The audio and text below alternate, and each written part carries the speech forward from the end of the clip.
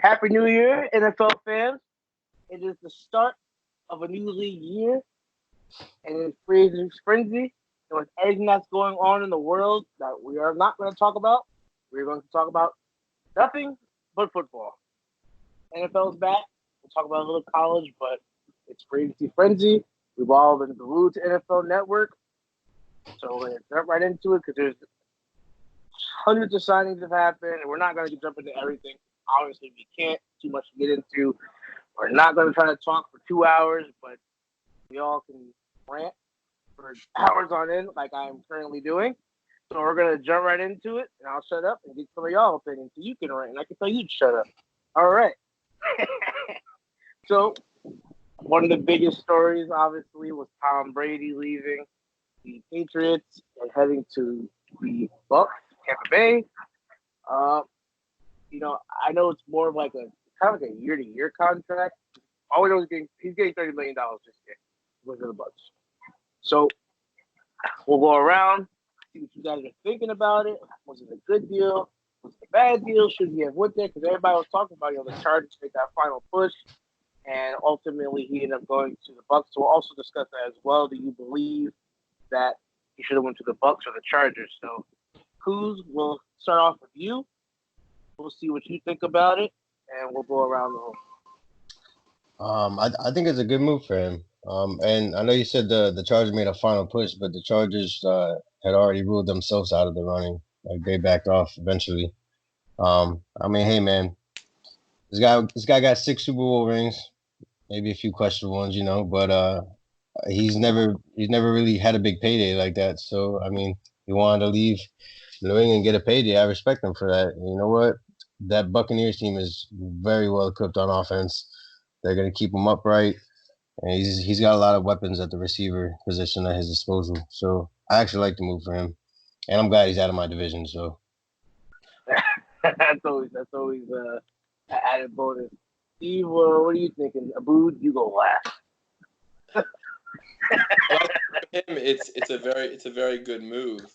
I mean, there's really no, I guess, surprise there because Adam Schefter reported like last season that he was going to leave New England. It's one of the things where you didn't believe it until you see it. But the move makes perfect sense for him. It's a much better move than the other option, which was the Chargers. From a talent perspective, I believe the Buccaneers, on offense, they're loaded on offense, and they have good offensive line. They re-signed Shaq, they franchised him, I believe, and then they re-signed JPP. So they have a pretty strong defense as well. I believe they were fifth last season, if I'm not mistaken. So you put that defense with the offense, and yeah, Drew Brees is in that division, but it's a much easier path than going to the Chargers, who don't have as much talent, are pretty much a poor franchise to begin with, and you're paying Patrick Mahomes twice a year. So to me, it's a great move for him, and it's a great move for Tampa as well.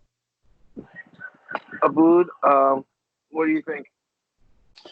Well, to be the contrarian, honestly, if I was him, I probably would have picked the Chargers. I know that they're saying at the end that the Chargers pulled themselves out of it, but I think that's kind of something you do as a PR stunt when you know that you're not going to land a free agent that's been rumored to be linked to you for the entire duration of the offseason. You kind of got to do that to save face and say, oh, well, we backed out at the end. But I think that would have been great for him. I think that for his brand, for the whole TB12 movement, Los Angeles is just a bigger market than Tampa Bay.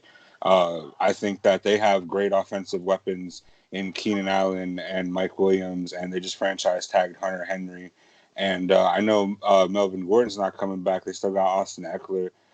Pretty sound defense for the most part. They could improve at the offensive line, but I think that with LA and with they haven't really the Rams, just because they made the Super Bowl that one year, I guess like that is their town now. But if you come in there, you rejuvenate the Chargers, and then you have a winning season with them, you could become the face of a brand new franchise that's seeking a loyal fan base. And who better than the poster boy for the NFL, Tom Brady? But all in all, I think it's going to be interesting seeing how him and Bruce Arians works together. I'm interested to see how that looks in Tampa Bay.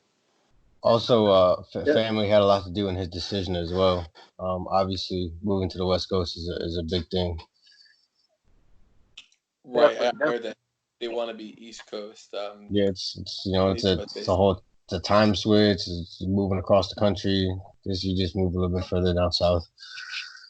I'm just saying from like a business aspect of it, if I want to expand my brand, and I'm thinking about places, and I mean, you look at LeBron, a big part of moving out there is everything that he could do outside of the sport, ways he could expand his brand, ways, different things that he could get himself involved in.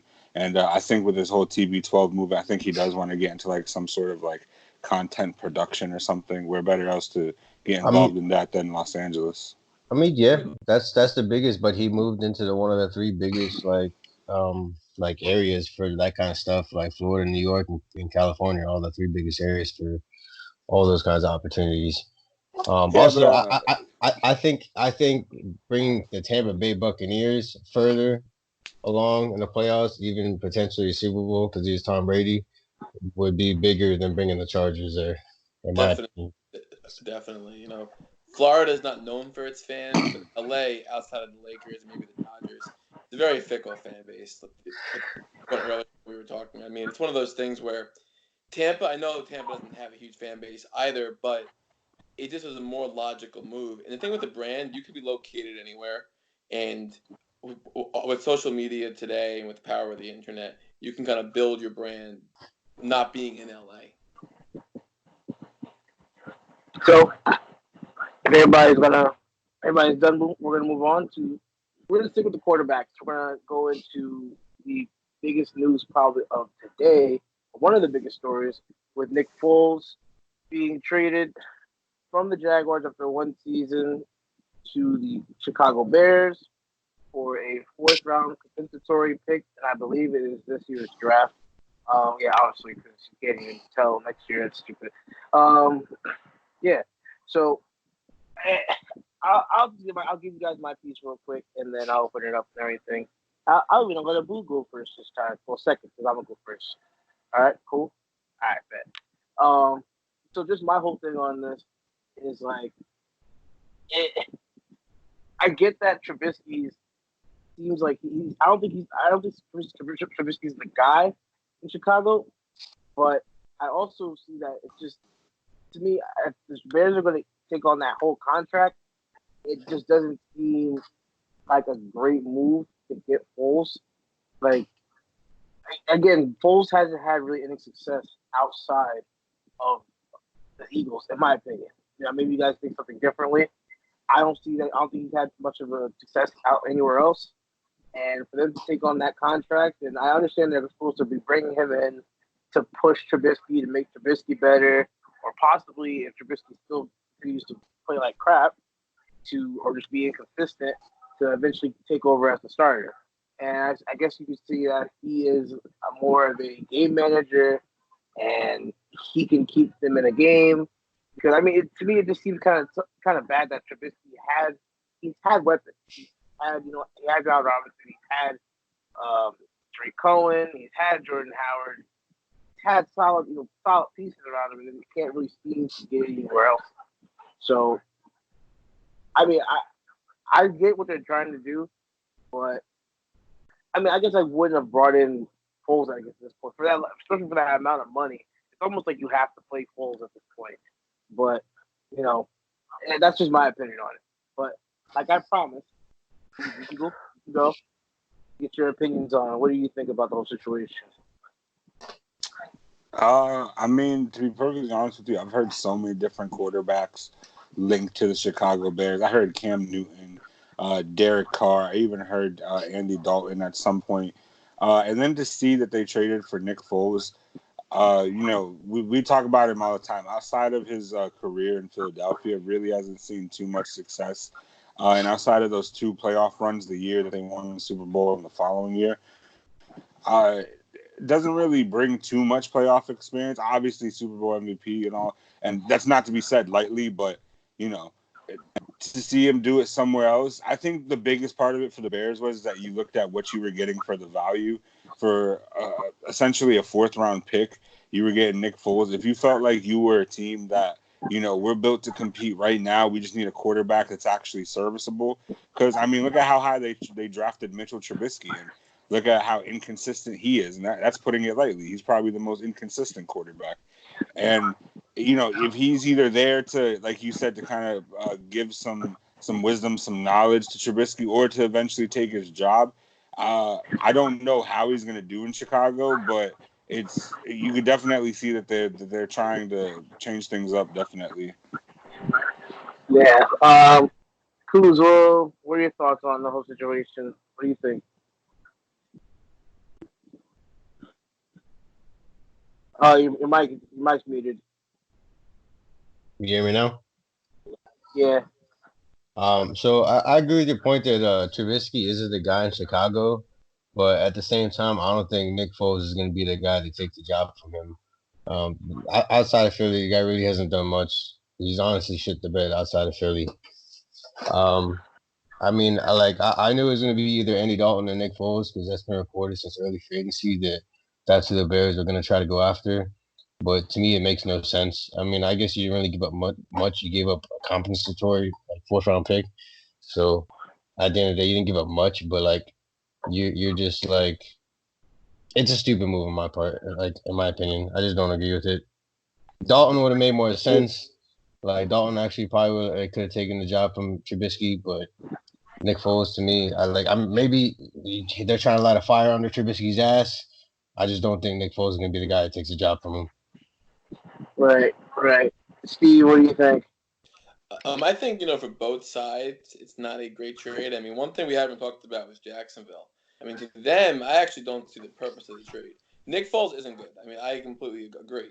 But you trade him for a compensatory fourth-round pick. So unless you strike gold with that pick, which is unlikely, you're now eating a lot of dead money on your cap. You could have just kept Foles, had him be a backup, or compete with Gardner Minshew for the starting job. And if anything, had him be your backup. I mean, he's used to being a backup quarterback, so it wouldn't be awkward. And you have him as a backup for a year, and then you can probably get rid of him, and it'll cost you less money. For Chicago, I mean, yeah, they got him cheap. You can look at it like that, but what are they really accomplishing? To your point, I mean, Andy Dalton is much more serviceable. You could even make the point that Jameis Winston would actually make some more sense. So you're going to go ahead and, yeah, I mean, you got him on the cheap, but you still got to pay him. So for both sides, sometimes teams will just make trades, shake things up, even if it really doesn't help either one. I think it was more of not to cut you off, Joe, but I think it was more of like a pride move for the Jaguars. It's like, we know you're not the guy. I don't want to be reminded of how much I paid you every single day you walk into the facility. Let me get you out of here for whatever I could get for you, and it turned out to be that compensatory fourth-round pick. But I definitely think that that's what it is. It's pure and utter frustration, because you're right. He is used to being a backup, but I'm not trying to see you every single day and remind you how much I paid you just for it to not work out. I'm just saying, y'all have known my outlook on Nick Foles. I told y'all he wasn't worth the money, and I told y'all whoever signed him is gonna regret it.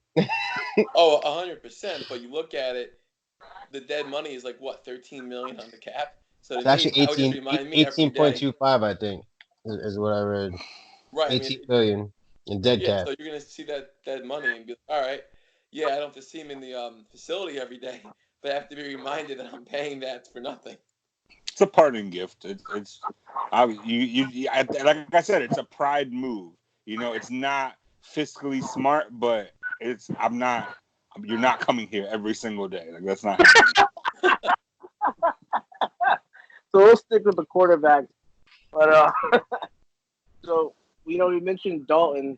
So Dalton is more than likely going to be finding his way out of Cincinnati soon. So with Foles going to the Bears, I start to think, like, where could you potentially see Dalton? Because the only teams that really need like a quarterback right now, I mean, you could say the Patriots for almost any of them, because they only have Jarrett Stidham, and I believe they might still have Brian Hoyer. They'll just bring him back on a 1-year deal. He's not retired. Yeah, Brady's not there. They're not bringing Hoyer back no more. But yeah, Hoyer will probably end up on the Bucs behind Brady again. But for sure. But like, where do you guys? We're gonna go down the list. Let's go down the list. Where do you guys just see? We're gonna spit some names out. Where do you guys see Andy Dalton going? So Steve, I'll start with you on this. Where do you see Dalton going? And then we'll go with Abboud and then Cruz. So I think New England is the perfect fit for him, depending on what direction Belichick and the Patriots want to go in. But if they still want to try to compete for that division, Dalton would make perfect sense. If not there, maybe as like a placeholder for the Chargers. But New England, to me, it makes too much sense. Abboud? Yeah, definitely New England. I think that he's a Belichick kind of guy. Kind of just gets in, doesn't really talk much, kind of relies on the system. The Patriots offense is very just, and next man up, plug in any player, the system above any player. So I think Andy Dalton's the right candidate for that job. What about you, Cruz? I mean, I can see Andy Dalton going to New England, but I can also see Jameis going to New England as well. I mean, it's. I mean, that on a 1 year prove it deal to New England. I mean, he's not gonna get much because the Patriots don't pay. They don't pay nobody. We're about to have a really uncomfortable conversation. I don't see him going to New England. I'm just saying. Yeah, I don't either. It is the ultimate boomer bust move for Jameis because if he goes to New England and he still sits the bed, he's never gonna get paid again ever. If you can't play for Bill Belichick and you can't just fucking complete a 5-yard pass, like you're not going nowhere in the NFL. I don't see Belichick doing that. I mean, it's too much boomer bust, and Winston, he doesn't really fit the whole Belichick system, right? I mean, Belichick's his goal is to stay afloat and try to win that division and prove that Brady wasn't everything, and that's why Andy Dalton to me is that guy. Oh man, Belichick is not. I mean, Patriots are I'm not saying that he's gonna sign him. I'm just saying I can see him going to do that, kind of sticking it to Tom Brady because like Belichick's mad petty. You know what I'm saying? That's saying that they're gonna sign Jameis, and they're not gonna sign. Dude, they traded Jacoby Brissett. Like, calm down. Like they're not signing Jameis because of Tom Brady.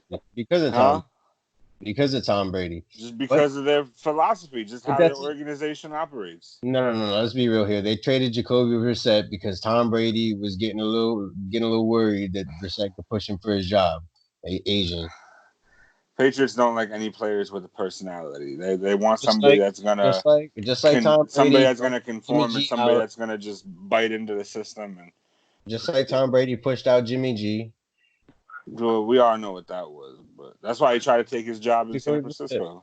But hold on, I don't know if this is on the topic or not, but like this brings me up to another question. What do you guys think is gonna happen to Jacoby Brissett now that Philip Rivers is on the Colts? He's making 15 M's this year. I mean, he don't care, but what are the Colts? What do you think the Colts do? I'd probably trade him. Yeah, you trade him for like a 4th round pick as a high end backup to a team with a starter who's a little bit on shaky ground.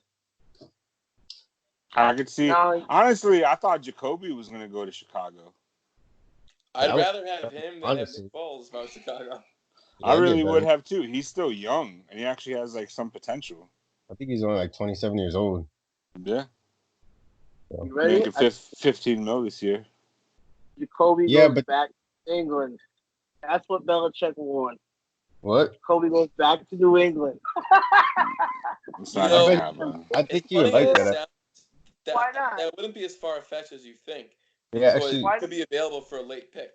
They actually loved both Jimmy G and Jacoby Brissett, and good old Tom drove them both out of there. It was like, I'm having none of this right now. Bring in Brian Hoyer. Let's go. Get rid of these guys. Bring in Brian Hoyer. That's my guy. The Patriots will sign Brock Osweiler before they bring in Jacoby Brissett or Jameis Winston. I'm telling you right now. Bringing Brock out of retirement. That guy's still around. I don't even know, but I'm just saying that's a more likely candidate of what the Patriots will do. It's not the Patriots don't do stuff like that. I gotta say though, for once, there's a lot of decent quarterbacks available, and not very much places for them to go. Very few. There you go. I mean, shit. If I was the Patriots, I would have gone after Rivers. I don't know why they didn't. Nah, I wouldn't do that.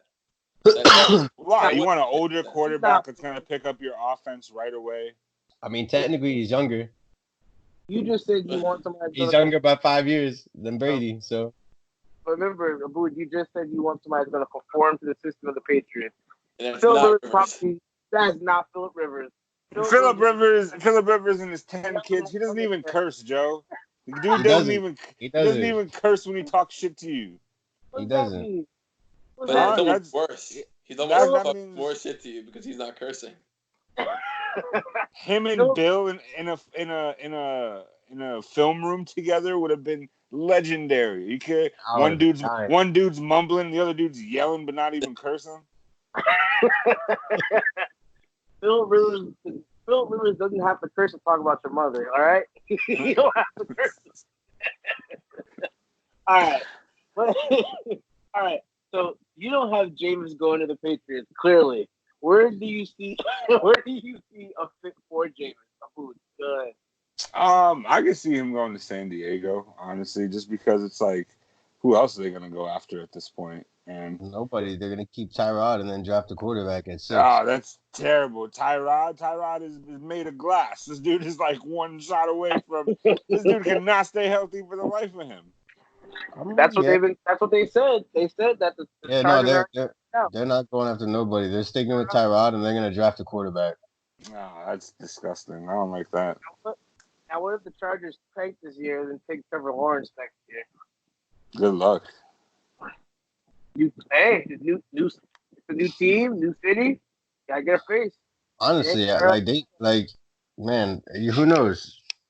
I think that when you're like when you relocate, especially to a market like that, like you can't just like chill. You can't just wait and say like it's okay because we're gonna tank for the next 2 years and and what like like I'm trying to establish because like the Rams made just a trip to the Super Bowl and who knows when the fuck they're ever gonna do that again. But all you need to do is just like win a wild card game, something of relevance. And I'm not trying to tank for a quarterback next year that maybe there's another team that tanks better than we do. Well, I mean, look at it like this: the Chargers lost Philip Rivers and they lost Melvin Gordon, and they haven't made any moves besides signing a maybe. All right. Let's be real. They gave up Melvin Gordon this year, but here's the story. They didn't lose him. Yeah, I was about to say they prefer Austin Eckler anyways, so that's and also the only running back. They didn't lose him because guess what? He's still a free agent right now. Nobody's even showing interest in him at the moment, as far as I've heard. I understand that, but you still don't have a change. You still don't have. You only have one running back. It's not a loss if you didn't even make an attempt to bring him back. That's all I'm saying. I understand what you're saying, but you still now only have Austin Eckler. You don't have Philip Rivers, so nobody's going to respect the arm of Tyrod Taylor. He has an arm, I get that. You got Keenan Allen, Mike Williams, Hunter Henry. You still got weapons, Joe. Who are all very injury prone. And the thing with the Chargers, the only one on that, Hunter Henry, but he played last year, and you know what? They franchise tagged him, so obviously they have faith in Hunter Henry had one injury. Yeah, it was like 2 years ago, I think. It was his rookie season. Yeah. Hunter Henry's been hurt, and so has Keenan Allen. Mike Williams has been banged up too. Oh yeah, Mike Williams is, I don't know, man. Mike Williams came alive at the end of last year. Yeah, though, so. But he's still fragile. Yes, he is. I mean, hey man. And Hunter Henry only has one injury on his record. So that's fine, but Tyrod Taylor's not Philip Rivers.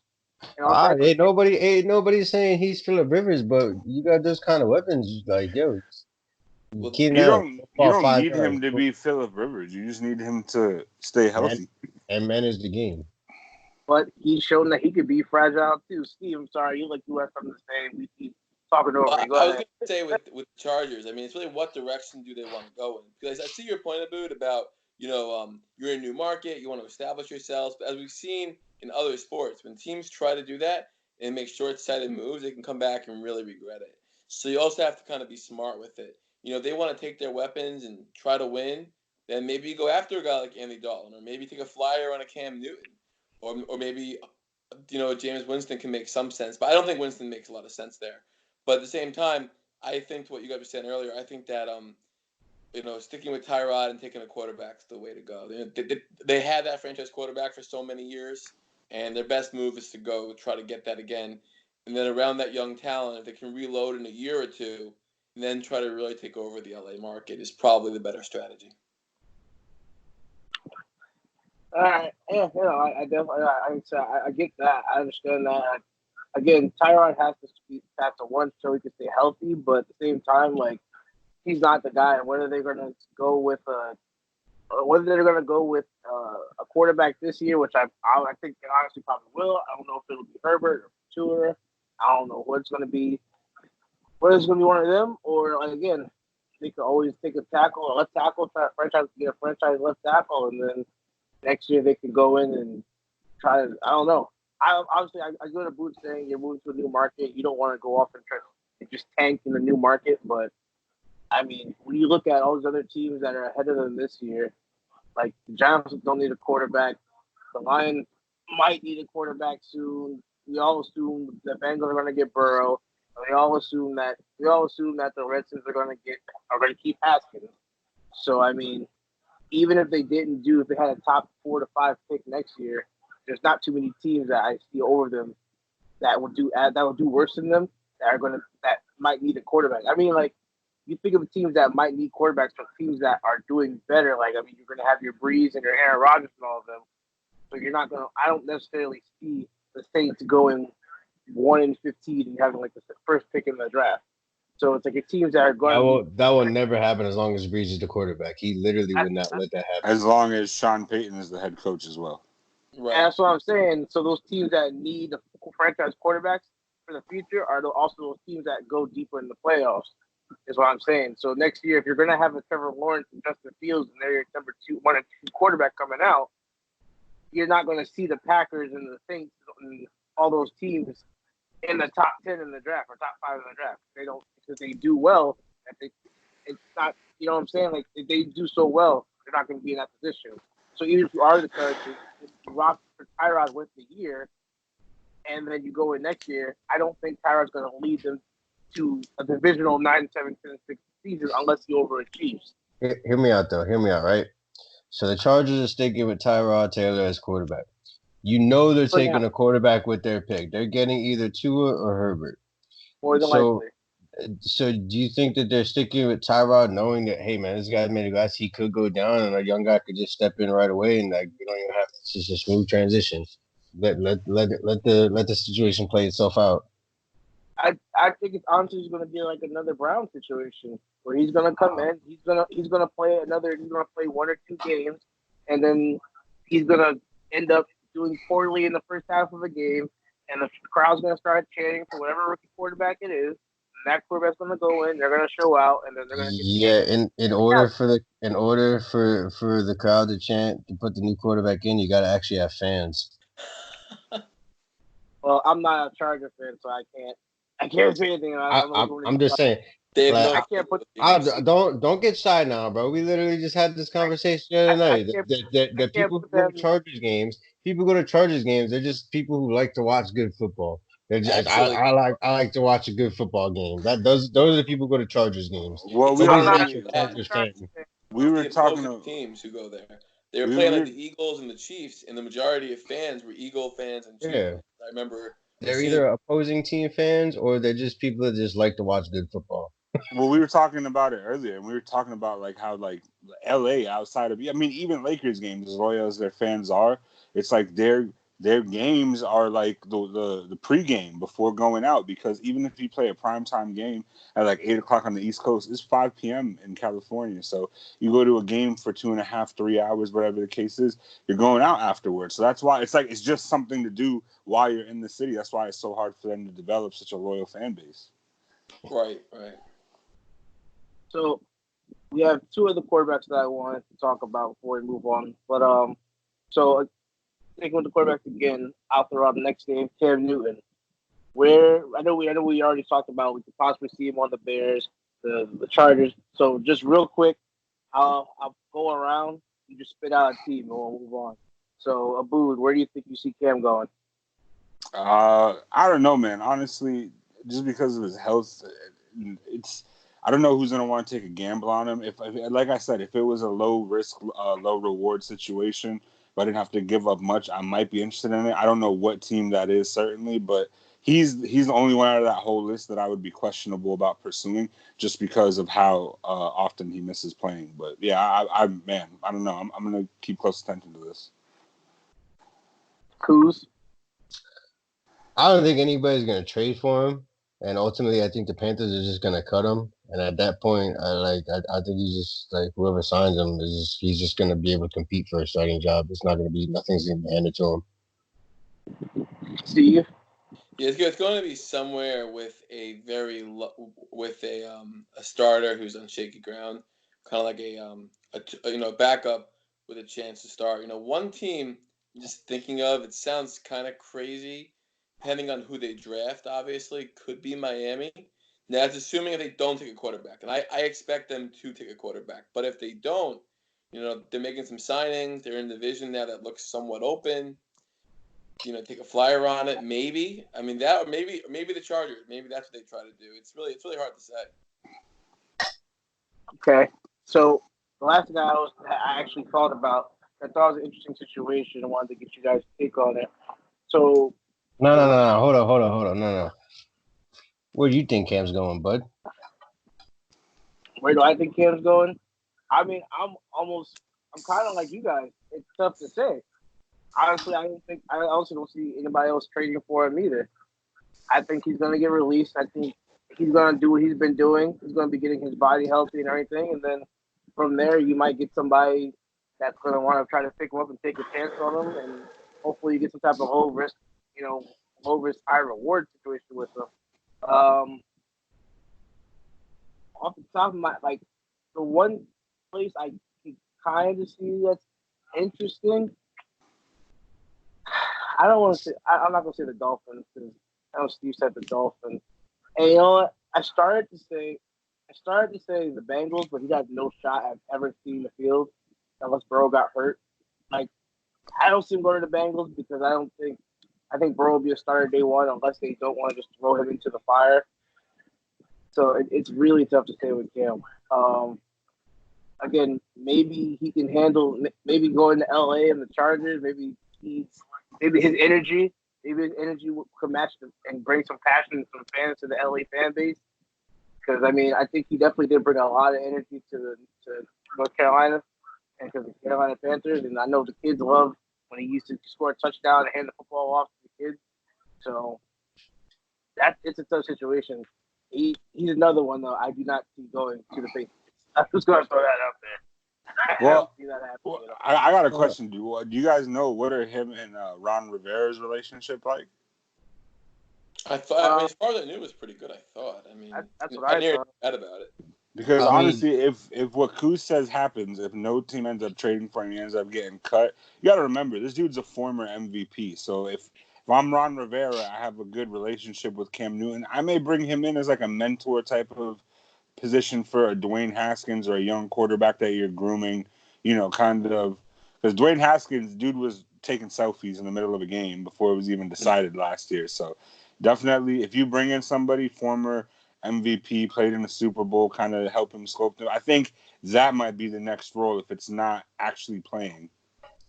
Yeah, I could see that, but at the same time, like you don't know if you're gonna get MVP Cam. Like nobody even knows if we're ever gonna see MVP Cam again.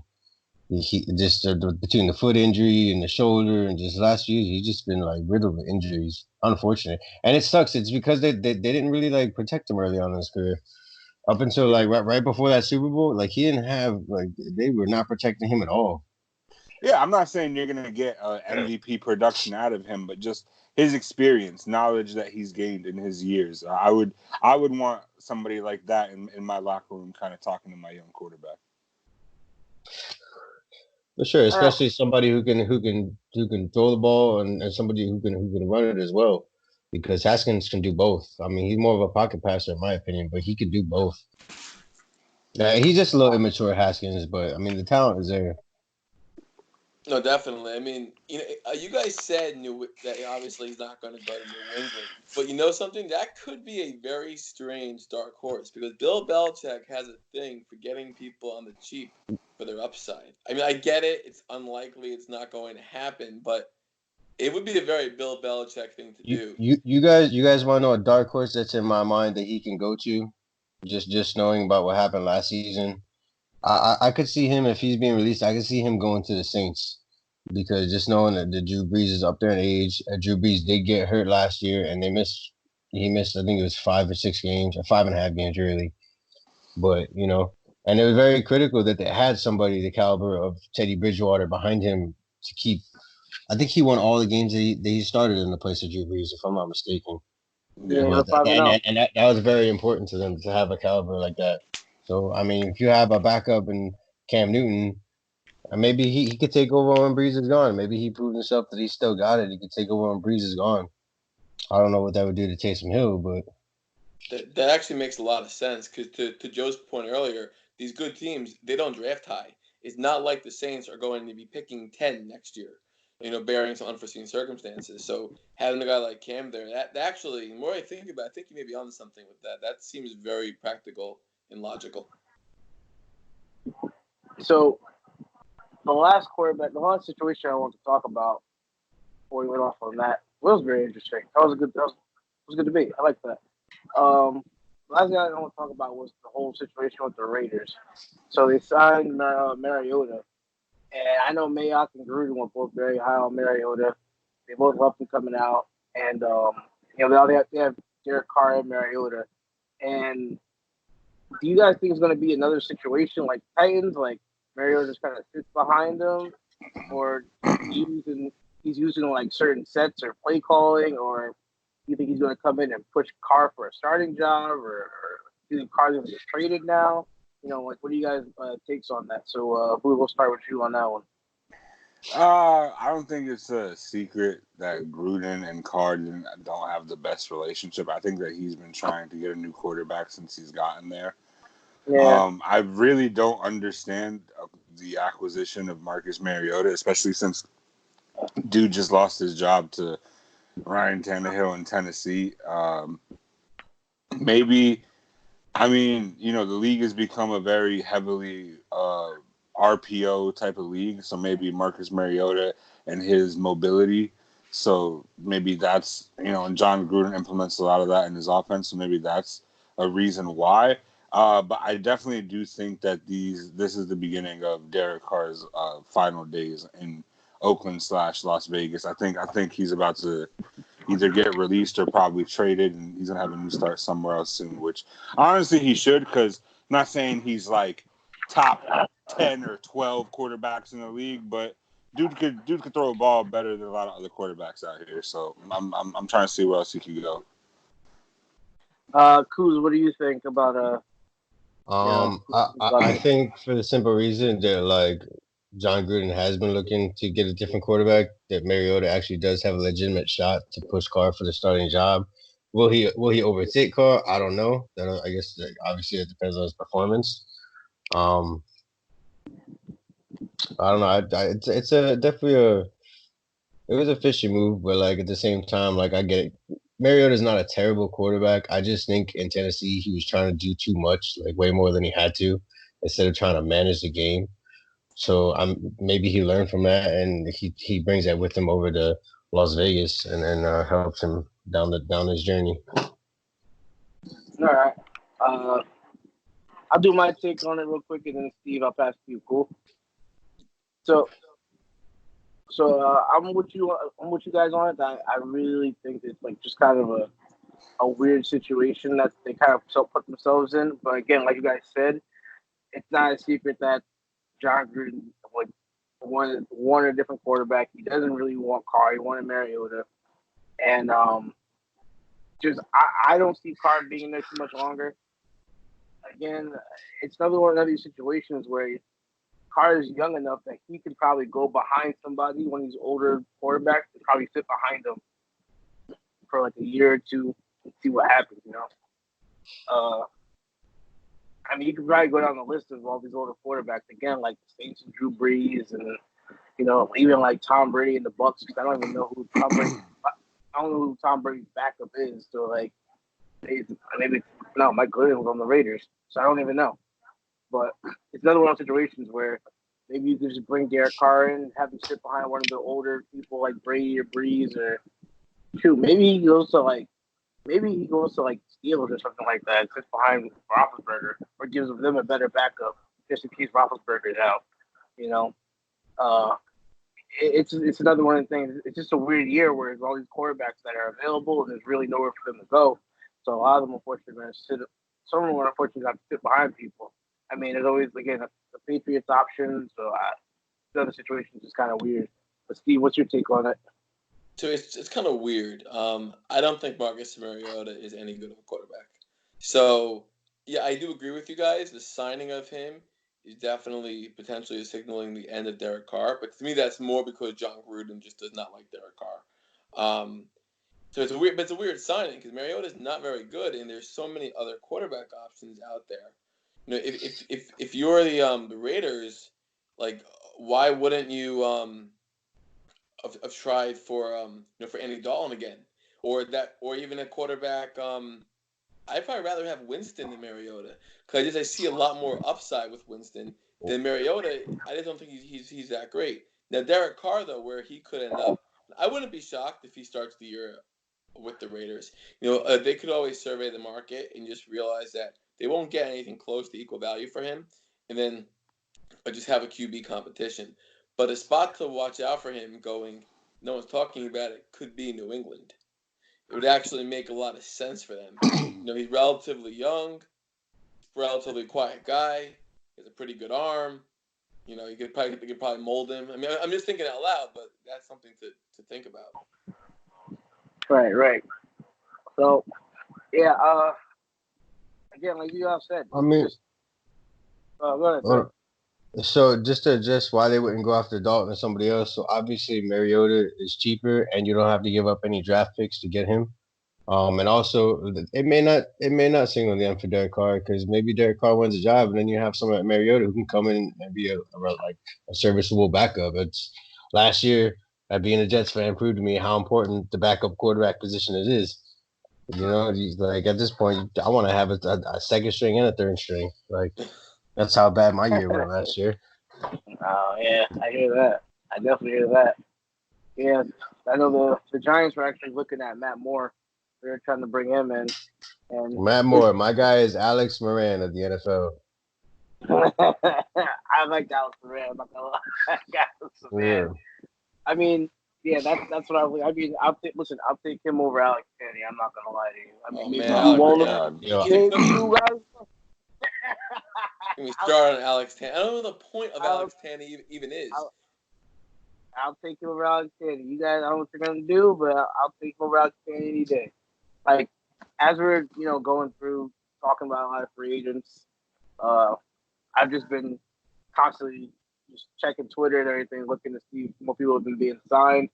The last thing I got was Joe Looney, the guard/center from the Cowboys, actually elected to go back to the Cowboys. He had a lot of suitors. Yeah. The Giants were actually in on him too. They tried to get him, and they actually offered him a starting center position, but he opted to stay with the Cowboys. It's just so much going on in the NFL right now, but there's so many people that are still out there and available to be taken. You got something to say, Cruz? Go ahead. I also saw that the Redskins signed J.D. McKissick to a 2-year contract, and then that Carl Joseph is headed to the Browns as well. That just happened? Yeah, within the last 20-30 minutes. Wow. All right. It's only day 3. There's so many people. It's a lot of talent still out there. So we were talking earlier, and actually, since you are a Jets fan, Cruz, I want to get your take on this. Me and Abboud had stepped away, but me and Steve were going off about Jets and your receiver Robbie Anderson. Mm-hmm. And so Steve said he didn't understand. Steve said side was he didn't understand why the Jets wouldn't bring him back. So I was saying, well, they're not going to bring him back for $20 million, certainly. So most certainly not. For a one-trick pony. So you being a Jets fan, I'd like to hear what your thoughts on him, and then we'll go. I just want. Then after that, I'll name some free agents, and we could just go through real quick and just see who's available and maybe a destination for him, and that might be it for the day. But what's your take on this whole Robbie Anderson? All right, so my opinion on this has a lot of people thinking that I hate Robbie Anderson. I actually really like Robbie Anderson, but let's be real here. He thinks he's worth 13 to 15 mil a season. You're not, okay? I have literally watched him quit on routes if the ball's not going to him. He very, very, very rarely even lays out or even outreaches for a ball that's slightly overthrown when he has somebody beat. And he's a one-trick pony.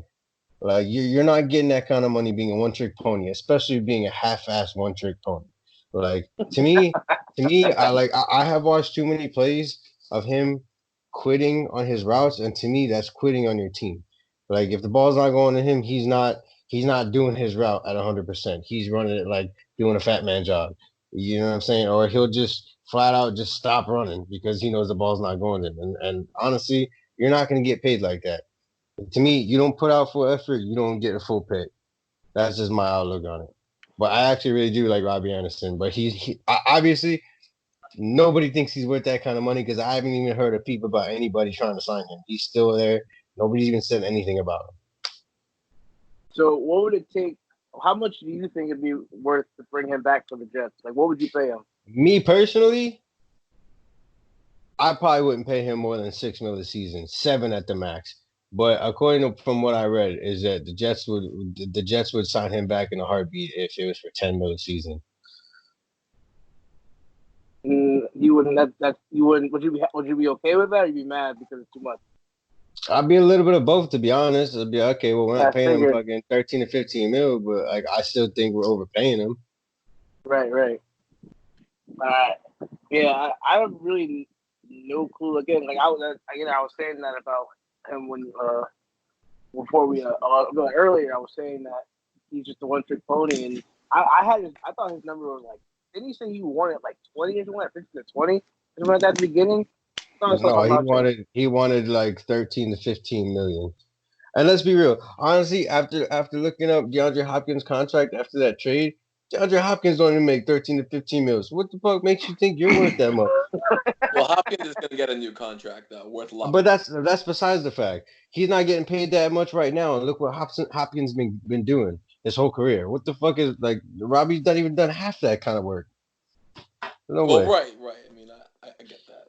Even if you were to do half, that means you're worth half that contract, which means you're getting $6 million. Let me eat my words. So there were 2 targets, real quick. I just want to update you guys.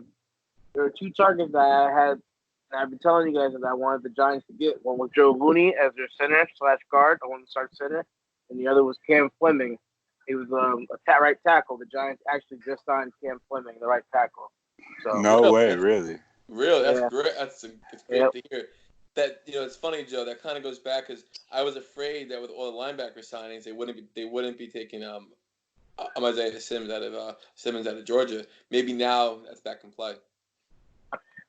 Yeah, I'm telling you, there's always a chance. Now, it very well can be still in play because when you look at it, again, like we were said before, we were talking before we started that. Okay, you have Tyler Fackrell. You have him on a 1-year deal, and you brought in Blake Martinez. He's your inside. Kyle Fackrell's your outside. Now, they both have time with Patrick Graham. Patrick Graham was the linebacker coach for the Packers when Fackrell had a 10.5 sack season. So Patrick Graham knows how to work with both of them, and that's why they brought him in. Again, Fackrell's on a 1-year deal. Ryan Collins coming back off of the ACL tear, so you don't know his timetable, when he's going to bounce back. If he bounced back how he was, they brought back David Mayo, but he's strictly a depth signing. They have Zoe Carter on the other outside edge. You still need an inside backer to play along with Blake Martinez. You can bring in Isaiah Simmons. Isaiah Simmons starts immediately. He's your coverage linebacker, while Blake Martinez is your run-stopping linebacker. So it's still very possible. Now, Cam Fleming is your offensive. He's probably going to start your right tackle. So now it makes things kind of iffy for the tackle position at 4, because now unless they trade Soldier, which is the one thing now you can kind of look out for. If the Giants can get a trade for Nate Solder, that could put the left tackle position back into play. If Who they would don't, take Nate Solder though? He's overpaid. He's terrible. before the Browns got during the season before the Browns got Jack Conklin, there was an offer for Solder, but it was only about a 5th-round pick, and I don't think the Giants were worth taking. They want to take it. It would have left too much of a hole at the tackle position because they would have to throw Nick Gates there. So it's possible. Yeah, it's very possible. You can go out. I mean, look, the Titans just traded a Pro Bowl D tackle Jerome Casey for a 7th-round pick. So if you're the Giants and you really want to offload, yeah, I know it's crazy. If you're the Giants and you really want to offload that player and you want to get a franchise left tackle, if all the tackles sitting there at 4, you could do it. You're gonna eat a 5th, 6th-round, 7th-round pick, but you could definitely do it. Definitely a possibility. So, Hey, so I don't mean to interrupt, but I just think this is like I think it's kind of funny. But Darius Slay just tweeted out his reaction to Desmond Trufant signing. He says, "Congrats to my guy. I hope that speeds up my trade process." He wants out of there. He at this point he's kind of like forcing the Lions' hand, and they're probably not going to get much for him at this point. I'm telling you, we were talking about that before too. Now, all right, that just happened. Who could you see trading for Darius Slay? I'll open it up to anybody. Who could you see trade for Darius Slay? I would say the Jets, but I think that we're trying to hold on to as much draft capital as we can, and we might even trade down at some point in the draft to gain more. So I don't think we're gonna trade unless it's like I said, unless it's for like a 5th-round pick or later. I don't think we're in that market. Like Joe Douglas is very big on building through the draft, so he values his draft picks a lot more than our past GMs. So unless it's for like a later round pick, I don't see us going for it. I could see the Bengals possibly going for him. Bengals signing everybody. I mean, see the Titans making a play for him. Yeah, they did just lose Logan Ryan, although he's still a free agent, so they could still re-sign him back. Yeah. Oh, the Bengals signed Trey Waynes. Yep. Oh, okay. Yep. So what is possibly? Yeah, they just lost Bradbury. Yeah, that's true. That's very true. Bradbury. But you have to give up. What would you think? I don't know. I think at least. I mean, 2nd rounder, 3rd rounder. At least a 3rd rounder, I assume. I personally wouldn't give up a 3rd rounder for him, but I think if you're the Lions, that's ideally like the bare minimum that you're. I mean, y'all know my team, so I'm not very big on aging quarterbacks. You know what I'm saying? At this point in time, I got a little PTSD from Tremaine Johnson. So from a few years ago, rightfully so. Yeah, that too. But I'm more so a little bit more traumatized by Tremaine Johnson, honestly. Because Revis at least tried. Tremaine didn't even try. Revis tried. He just got burned. He was just washed at that point. Tremaine. He was done. Tremaine just sat out there and collected money. He didn't do shit. He was just out there, just being out there. Like, I'd be watching the games. This guy wasn't even looking at the line of scrimmage. Wasn't looking at the wide receiver. He was just there. And they would snap the ball, and next thing you know, he's 10 years. The receiver's 10 yards behind Tremaine Johnson. So let's kick rocks, Tremaine Johnson. Honestly, this guy robbed us. He didn't even rob us blind. He robbed us right in front of our faces. Yeah, he did. So we'll put this out here right quick, and we'll end it. So there's still a lot of people left in free agency that can come in and immediately impact teams. So I'm just gonna go down the list of a couple of names that I've seen, and I want you guys to just pick one or maybe 2 guys that you guys can see, going to a team. So obviously there's the big one, Clowney, Robbie Anderson. We talked about the quarterback, Jameis Winston, Emmanuel Sanders, Clinton Dix, Everson Griffin, Melvin Gordon, and Logan Ryan. We'll stop there. So I'll pick my guy first. And I'll go Who do I want to go? I'm gonna go with Emmanuel Sanders. All right. Hold on. What is the question? Who's the biggest free agent that you think is on the board, or who do you think No, your team would go after? no. So more of there's a lot of talent out there still. So I just rattled off a couple names, and I'd say just pick a guy, and where do you think you could see that person going, or a team that could use him. So I just said Emmanuel Sanders because one, I'm surprised that the Niners haven't brought him back yet because I thought he did pretty well for the Niners, and I thought he gave him a little bit of added dimension to the offense. Plus, he's more of a veteran for them. I mean, I thought him and Deebo Samuel going across the middle, ripping up slants and everything, and post routes across the middle. I thought he looked pretty good out there, you know. So I could still see a team like the Niners bringing him back, or more. I think at this point, especially at the age of his career, he's 32 years old, so he's getting towards the end of it. So I think it's more going to be contenders. It's going to be the Niners, or it's going to be like the Ravens, or I don't know, the Chiefs or somebody. I think the Chiefs might want faster receivers than him, but like I see him going to just strictly contenders and trying to just be a veteran to some of the maybe younger guys, along with just being like a possession guy who could get time in the slot, gets 40, 50 receptions. But Abboud, what do you think? Somebody that you're looking out to see where they sign, and where do you think they could impact? I'm going to be a homer for a second. Giants just released Antoine Bethea. I think that HaHa shouldn't be too expensive. I wouldn't mind doing like a 2-year, 3-year deal with him. It'd be a much-needed upgrade at the safety position. I'm not big on Julian Love just being the sure shot starting free safety yet. If that's what he wants to become, if that's what we're going to develop him into, that would be great. But right now, just to shore up the defense, we really haven't signed anybody that's, specifically for coverage. So I think addressing that need at free safety would probably be key. And I think just as far as value, you're probably not going to spend too much. I wouldn't mind giving him anywhere from like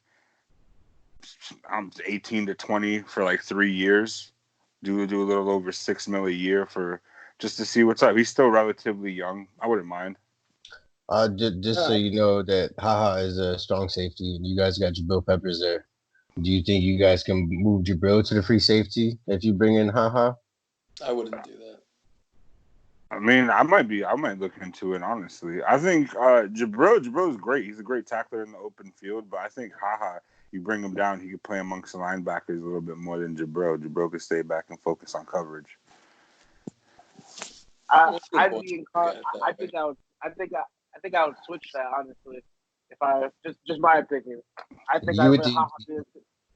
You think HaHa? You think you would rather have HaHa at the free safety than Jabril?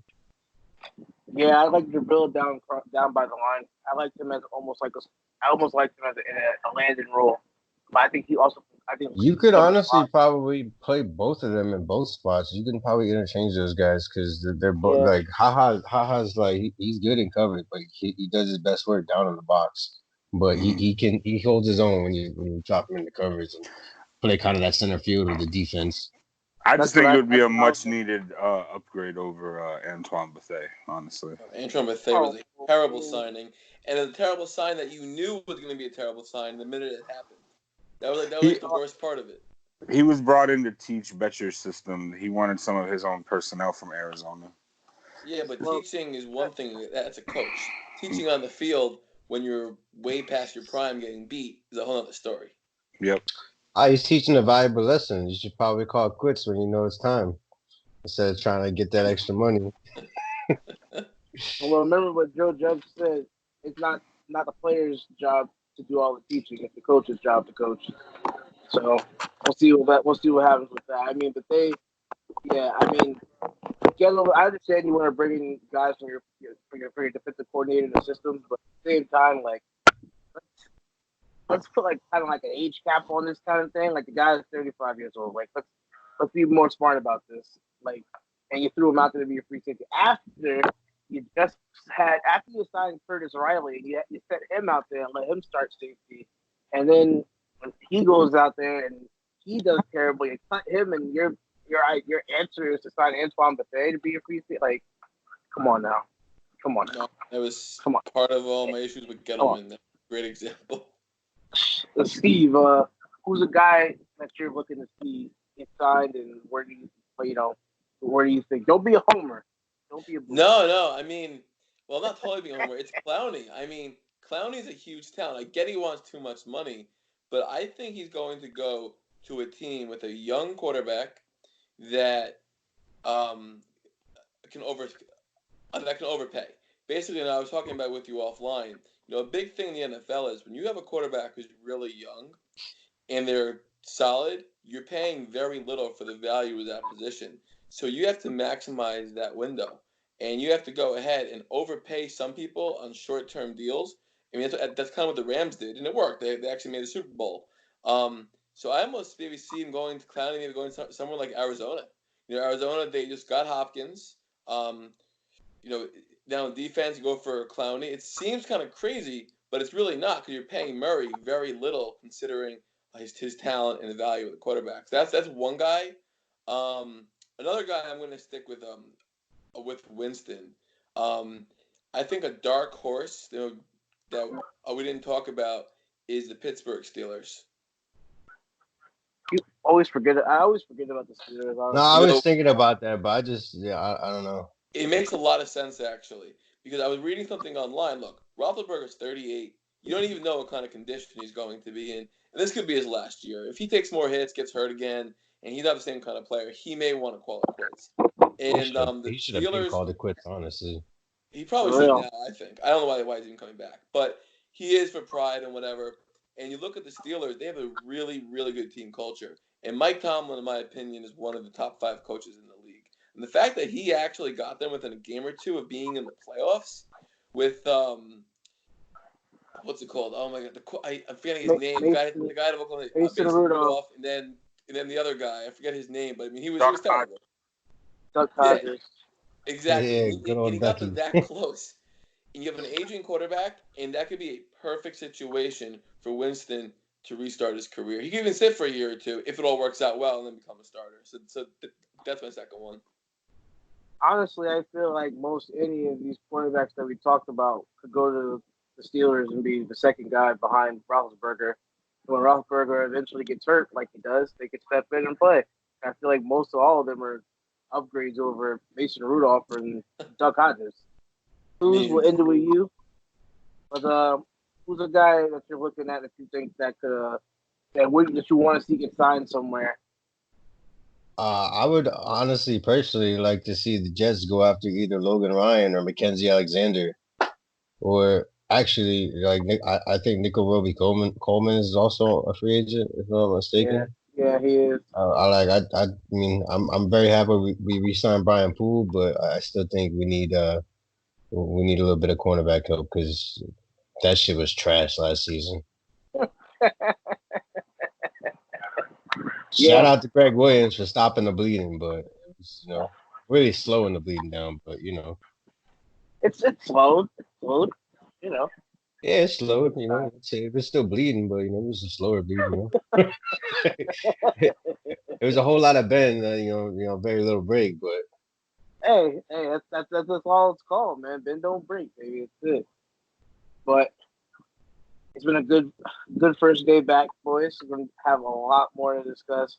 Free agency again's only 3 days in, so we like I said, we got a lot more work to do. We got hopefully some more content we can bang out before the end of the week, and then after free agency dies down, it's big push to the draft. The draft is almost a little over a month away, so we got a lot of work to do before then. We gotta do our special nosebleed section mock draft. Ciuz, you're gonna lead the way on that one because I know you have a good idea. So you guys gotta stay tuned for Ciuz's idea for the mock draft we're gonna do. So we got a lot of content we gotta bang out, guys. But thanks for watching. It's good to be back. It is the start of the official year.